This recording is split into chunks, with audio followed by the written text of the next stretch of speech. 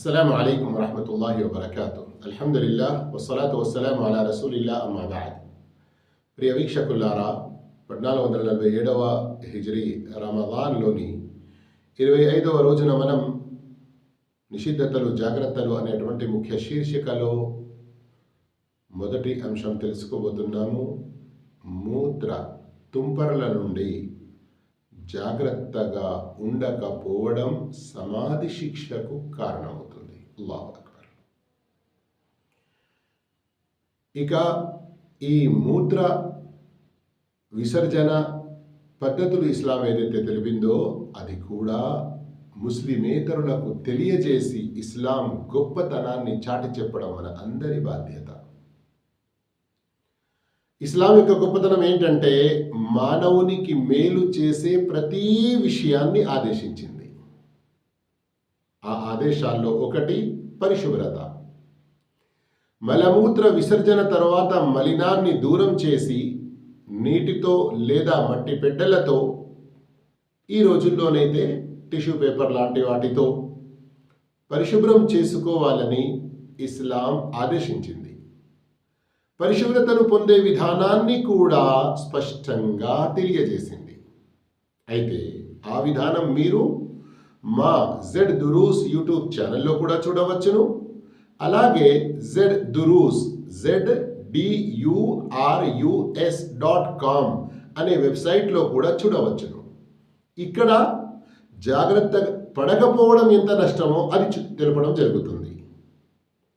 అయితే కొందరు అపరిశుభ్రతను దూరం చేయడంలోనూ సంపూర్ణ పరిశుభ్రతను పొందడంలోనూ అశ్రద్ధ వహిస్తారు.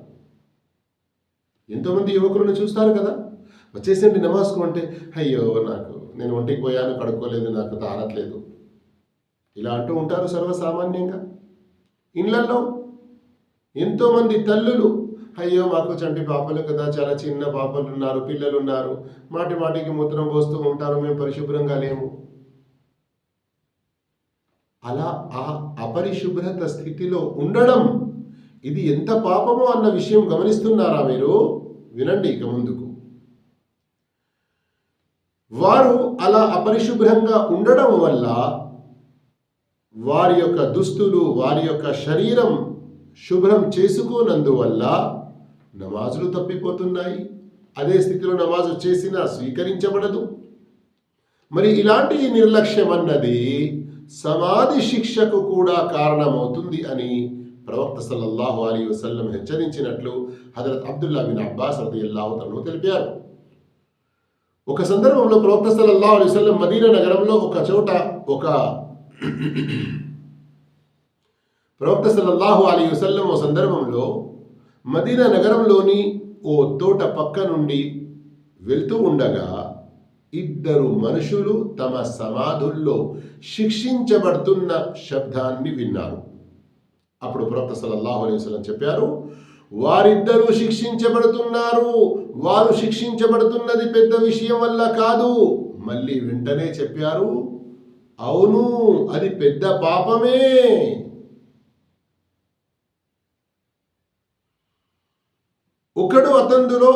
ఆ ఇద్దరిలో ఒకడు తన మూత్రం నుండి జాగ్రత్త పడేవాడు కాడు. మూత్ర తుంపరలు పడడం కానివ్వండి, మూత్రం చేసిన తర్వాత పరిశుభ్రత పొందకపోవడం కానివ్వండి. మరొకడు చాడీలు చెప్పుకుంటూ తిరిగేవాడు. సహీహ్ బుఖారీ ముస్లింలోని హదీస్ చాడీల గురించి ఇంతకుముందే మనం ఎన్నో హెచ్చరికలు, హదీసులు విని ఉన్నాము. ప్రత్యేకంగా మరొక హదీస్ ముస్నద్ అహ్మద్లో ఉంది. సహీహ్ హదీస్, అక్తరు అదాబిల్ ఖబ్రి ఫిల్ బౌల్, అధిక శాతం సమాధి శిక్ష మూత్ర విషయంలోనే కలిగేది. అల్లాహు అక్బర్. అల్లాహ్ మనందరినీ కాపాడుగాక. మూత్ర విసర్జన పూర్తి కాకముందే లేచిపోవడం, మూత్ర తుంపరలు తనపై పడవచ్చని తెలిసి కూడా అదే చోట మూత్ర విసర్జన చేయడం, లేదా నీటితో లేదా మట్టి పెడ్డలతో, టిష్యూ పేపర్లతో పరిశుభ్రం చేసుకోకపోవడం, ఇవన్నీ మూత్ర విషయంలో జాగ్రత్త వహించకపోవడంలోనే పరిగణించబడతాయి. అందుకొరకు మనం చాలా జాగ్రత్తగా ఉండాలి. ఈ రోజుల్లో అవిశ్వాసుల అనుకరణ, వారిని ఫాలో అవ్వడం ఎంతగా పెరిగిందంటే మూత్రశాలల్లో గోడలకు తగిలించిన మూత్ర పాత్రలు ఏర్పాటు చేస్తున్నారు. వాటికి చుట్టూ ఎలాంటి ఆవరణ అడ్డు అనేది ఉండదు. కొందరు అక్కడే మూత్ర విసర్జన చేస్తారు. వచ్చిపోయేవారు వారిని చూస్తూ ఉంటారు. తర్వాత పరిశుభ్రం చేసుకోకుండానే తమ బట్టలను సర్దుకొని వెళ్ళిపోతారు. అల్లాహు అక్బర్. ఇలా ఒకేసారి 2 నిషిద్ధ కార్యాలకు వారు పాటుపడుతున్నారు. ఒకటి, తమ మర్మ స్థానాన్ని ప్రజల చూపుల నుండి కాపాడుకోకపోవడం. రెండవది, మూత్ర తుంపరల నుండి జాగ్రత్త పడకపోవడం. అలాగే పరిశుభ్రత పొందకుండానే ఉండిపోవడం. అందుకు చాలా జాగ్రత్తగా ఉండాలి. ఇది చాలా ఘోరమైన విషయం. ఇక మరో అంశం, ఒకరి మాట రహస్యంగా వినడం. అల్లాహ్ తఆలా ఖురాన్లో తెలిపాడు, వలా తజస్ససు, ప్రజల రహస్యాలను వెతక్కండి. హజరత్ ఇబ్ను అబ్బాస్ రదియల్లాహు తఆలా ఉల్లేఖించారు, ప్రవక్త సల్లల్లాహు అలైహి వసల్లం తెలిపారు, మన్ ఇస్తమా ఇలా హదీథి కౌమిన్ వహుం లహు కారిహూన్, ఎవడు ఇతరుల మాటలను వారు ఇష్టపడకపోయినా గుప్తంగా వింటాడో ప్రళయ దినాన అతని చెవుల్లో కరిగిన సీసం పోయబడుతుంది. అల్లాహు అక్బర్, అల్లాహు అక్బర్. ఒక నలుగురు ఏదైనా రహస్య విషయం మాట్లాడుకుంటే ఏమంటారు? అరే జాగ్రత్తగా, గోడలకు కూడా చెవులు ఉంటాయి. ఇలా ఒక ఉర్దూలో కూడా సామెతగా అయిపోయింది కదా, దీవార్కి కాన్ హోతే. అంటే ఏంటి? అటు పక్కనే ఎవడైనా గుప్తంగా వింటున్నాడో ఏమో, అలా వినేవారికి ఈ శిక్ష ఉన్నది. ఇక ఇలా గుప్తంగా వినేవారు ఒకవేళ ఆ విన్న మాటలను వేరే వారికి తెలియజేశారంటే ఈ రహస్యంగా విన్న పాపమే కాకుండా చాడీలు చెప్పే పాపంలో కూడా పడిపోతారు. దీని గురించి ప్రవక్త సల్లల్లాహు అలైహి వసల్లం ముందే హెచ్చరించి ఉన్నారు, లా యద్ఖులుల్ జన్నత ఖత్తాత్, చాడీలు చెప్పేవాడు స్వర్గంలో ప్రవేశించడు. ఈ విషయం మనం చాడీల ప్రస్తావనలో కూడా విని ఉన్నాము. అందుకు ఒకరి మాటలు రహస్యంగా వినకూడదు. ఇక ఈనాటి పాఠంలోని 3వ అంశం, చివరి అంశం, చెడ్డ పొరుగువాడు. అల్లాహు తఆలా తన దివ్య గ్రంథం ఖురాన్లో పొరుగు వారి గురించి ఇలా ఉపదేశించాడు. సూరతున్ నిసా సూర నంబర్ 4 ఆయత్ నంబర్ 36, వఅబుదుల్లాహ వలా తుష్రికు బిహి షైఆ, అల్లాహ్ను మాత్రమే ఆరాధించండి, ఆయనకు భాగస్వాములుగా ఎవరినీ కల్పించకండి. ఆ తర్వాత ఇక మానవుల్లో ఎవరెవరితో మనం ఎలా మసలుకోవాలి? మొట్టమొదటిగా ప్రథమంగా అందరికన్నా ఎక్కువ స్థానం తల్లిదండ్రులకు ఉంది. కనుక అల్లా ఆదేశిస్తున్నాడు, శ్రద్ధగా వినండి. తల్లిదండ్రుల పట్ల ఉత్తమంగా వ్యవహరించండి. బంధువుల పట్ల, తండ్రి లేని బిడ్డల పట్ల అంటే అనాథల పట్ల, నిరుపేదల పట్ల, ఆత్మీయులైన పొరుగు వారి పట్ల, బంధువులు కాని పొరుగు వారి పట్ల. పొరుగు వారిలో 2 రకాల వారు ఉండవచ్చు. కొందరు ముందు నుండే మనకు వారు బంధువులుగా ఉండవచ్చు, పొరుగులో కూడా ఉన్నారు. అలాగే మన ఇరుగు పొరుగులో ఉన్నవారు మన యొక్క బంధువులు కాకపోవచ్చు. ప్రతి ఒక్కరితోనూ ఉత్తమ రీతిలో వెలగాలని అల్లా ఆదేశిస్తున్నాడు. గమనించండి, ఖురాన్లో అల్లా ఈ ఆదేశం ఇవ్వడం అంటే వారి యొక్క స్థానం ఎంత గొప్పగా ఉంది, వారి పట్ల మనం ఉత్తమ రీతిలో వెలగడం ఎంత ముఖ్యమైన విషయం. ఇంకా పక్కనున్న మిత్రుల పట్ల, అంటే ఏదైనా సమావేశంలో కానివ్వండి, ప్రయాణంలో కానివ్వండి, ఇంకా ఎక్కడైనా కానీ బాటసారుల పట్ల, మీ ఆధీనంలో ఉన్నటువంటి బానిసల పట్ల ఔదార్యంతో ఉత్తమ రీతితో మెలగండి. నిశ్చయంగా అల్లాహ్ అహంకారంతో విర్రవీగే వారిని, బడాయి కొట్టే వారిని ఎంత మాత్రం ఇష్టపడడు. వీరందరితో 8 రకాల మనుషులతో ఉత్తమ రీతిలో మెలగాలని ఆదేశించిన తర్వాత అహంకారితో, బడాయి కొట్టే వారితో అల్లా ఏమాత్రం ఇష్టపడడు, వారిని ప్రేమించడు అని, లా యుహిబ్బు ప్రేమించడు అని ఏదైతే చెప్పడం జరిగిందో దీని ద్వారా ఏం బోధపడుతుంది? ఉత్తమ రీతిలో మనం ఏదైతే వారితో మెలగాలో అందులో మనలో ఎలాంటి అహంకారం అనేది ఉండకూడదు. మరియు పెద్ద పెద్ద మాటలు చెప్పడం, ఉర్దూలో అంటారు చూడు కదా, బడా ఫేంక్తా ఉన్నాయి, బడా చోడతా ఉన్నాయి. ఇలా బడాయిలు కొట్టేవాడు అయి ఉండకూడదు. దీనివల్ల సంబంధాలు తెగిపోతాయి, దీనివల్ల మన మధ్యలోని సంబంధాలు చెడిపోతాయి. ఇక పొరుగువారి హక్కు చాలా గొప్పది అని ఈ ఆయత ద్వారానైతే మనకు తెలిసింది. ఇక వారికి బాధ కలిగించడం ఎంత నష్టకరమో ప్రవక్త సల్లల్లాహు అలైహి వసల్లం హదీసులో కూడా ఉన్నది. ఈ హదీసును శ్రద్ధగా వినండి. మన విశ్వాసంపై ఇది ఎంత ప్రభావం చూపుతుందో.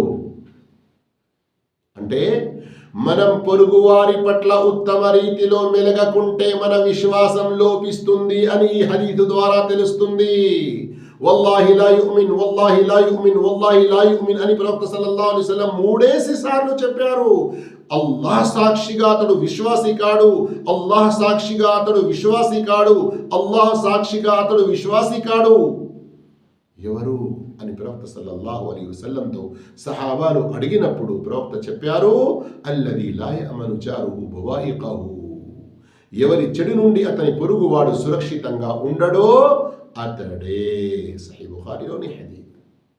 3 సార్లు ప్రవక్త చెప్పడం అతడు విశ్వాసి కాడు అని. ఇది విశ్వాసానికి, విశ్వాస పెరుగుదలకు, విశ్వాస రెట్టింపుకు ఎంత ముఖ్యమైనదో పొరుగు వారితో ఉండడం అని కూడా మనకు స్పష్టంగా తెలుస్తుంది. అయితే సోదర మహాశివులారా, సోదరిమణులారా, ఇక్కడ అల్లాహ్ సాక్షిగా అతడు విశ్వాసి కాడు అంటే కాఫిరైపోయాడు అని భావం కాదు, సంపూర్ణ విశ్వాసి కాడు అని భావం. ఇక ఈ పొరుగువారి పట్ల ఉత్తమ రీతిలో మెలగడం ఒక స్కేల్, ఒక పరిమాణం. దేనికి? ఒక వ్యక్తి మంచివాడా చెడ్డవాడా అని తెలుసుకోవడానికి అతని పొరుగు వారి సాక్ష్యం కూడా ఒక ప్రమాణమని ప్రవక్త సల్లల్లాహు అలైహి వసల్లం తెలిపారు.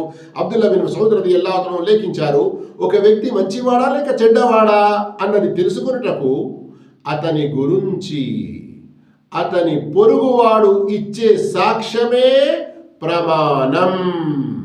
అల్లాహు అక్బర్, అల్లాహు అక్బర్, అల్లాహు అక్బర్. ఇది ప్రవక్త సల్లల్లాహు అలైహి వసల్లం తో వచ్చి ఒక వ్యక్తి అడిగాడు. దానికి ప్రవక్త సల్లల్లాహు అలైహి వసల్లం చెప్పారు, నీవు మంచి చేశావు అని నీ పొరుగువారు అంటే నీవు మంచి చేసినట్లు, నీవు చెడు చేసావు అని నీ పొరుగువారు అంటే చెడు చేసినట్లు. కానీ ఒక విషయం శ్రద్ధగా వినండి, అర్థం చేసుకోండి. ఏంటి అది?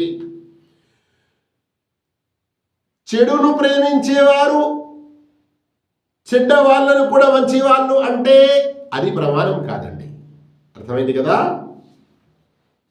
ఇక పొరుగు వారికి కలిగించే బాధలు కూడా అనేక రకాలుగా ఉంటాయి. ఉదాహరణకు, ఇద్దరి భాగస్వామ్యంలో ఉన్న గోడలో అతనికి మొలకొట్టనివ్వకపోవడం. కానీ మొలకొట్టేవాడు కూడా వీళ్ళ యొక్క విశ్రాంతి సమయం ఏమిటి, ఎప్పుడు మేలుకొని ఉంటారో తెలుసుకొని కొట్టాలి. అలాగే పొరుగువాని అనుమతి లేకుండా తన ఇంటి ఎత్తును పెంచి అతనికి సూర్యకాంతి లేదా గాలి రాకుండా చేయడం, ఇది కూడా మంచి విషయం కాదు. కొందరు ఎలా కబ్జా చేసుకుంటారు, మన పక్క వారికి ఇంట్లో వెళ్ళడానికి దారి లేకుండా కూడా చేస్తారు కొందరు, అది కూడా తప్పు.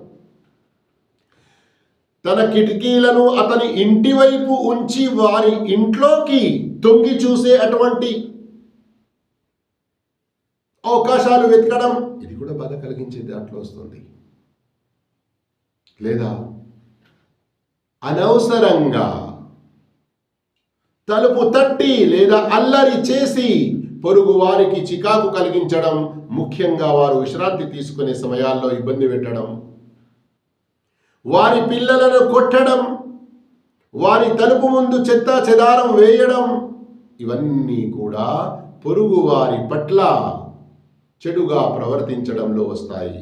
ఇక వినండి, చాలా భయంకరమైన మరో విషయం. ఈ చెడు ప్రవర్తన పొరుగువారికి ఇబ్బంది కలిగించడం అనేది ఎంత ఘోరమైన పాపమో, ఇలా తనకి సమీపంగా ఉన్న పొరుగువానితో వ్యవహరిస్తే పాపం మరీ రెట్టింపవుతుంది. అంటే ఇంటి పక్కనే ఉన్న వాళ్ళను పొరుగువారు అంటే మన ఇంటికి ఇటుపక్క అటుపక్క ముందు వెనుక. కానీ మరికొన్ని ఇండ్ల తర్వాత ఉన్నవారు కూడా జనరల్గా పొరుగువారిలో వచ్చేస్తారు. కానీ ఎవరు ఎంత దగ్గరగా ఉంటారో వారి హక్కు అంతే ఎక్కువగా ఉంటుంది. అలాంటి వారిని ఇబ్బంది పాలు చేయడం ఎంతటి ఘోర పాపం. వినండి హదీస్. ఒక వ్యక్తి 10 మంది స్త్రీలతో బయట వేరే 10 మంది స్త్రీలతో వ్యభిచారం చేయడం తన పొరుగువారి భార్యతో వ్యభిచారం చేయడం కంటే తక్కువ పాపం. అర్థమైందా? పొరుగువారితో మన ఇంటి పక్కన ఉన్న పొరుగువారి భార్యతో వ్యభిచారం చేయడం బయట వేరే 10 మంది స్త్రీలతో వ్యభిచారం చేయడం కంటే కూడా ఎక్కువ ఘోరమైన విషయం. అలాగే 10 మంది బయట వారి ఇంట్లో దొంగతనం చేయడం పొరుగువారి ఇంట్లో దొంగతనం చేయడం కంటే కూడా తక్కువ పాపం. అంటే పక్కవారి ఇంట్లో దొంగతనం చేయడం ఒక్కసారి, వేరే వారి ఇండ్లల్లో 10 ఇండ్లల్లో దొంగతనం చేయడం కంటే కూడా చాలా భయంకరమైన విషయం. కానీ దురదృష్టవశాత్తు కొందరు ఏమాత్రం గైరత్, ఆత్మాభిమానం, అంతరాత్మ లేని వ్యక్తులు ఏం చేస్తారు? తమ పొరుగువాడు నైట్ డ్యూటీకి వెళ్ళాడు, ఏదైనా ప్రయాణానికి వెళ్ళాడు అని తెలిసినప్పుడు ఇంట్లోకి ప్రవేశించి అతని కుటుంబ గౌరవాన్ని అవమానపరుస్తూ ఘోరమైన దుర్మార్గాలకు పాల్పడతారు. అలాంటి వారి కోసం ప్రళయ దినాన కఠినమైన శిక్ష ఉంటుంది. అల్లాహ్ మనందరినీ అన్ని రకాల చెడుల నుండి కాపాడుగాక. వస్సలాము అలైకుం వరహ్మతుల్లాహి వబరకాతుహు.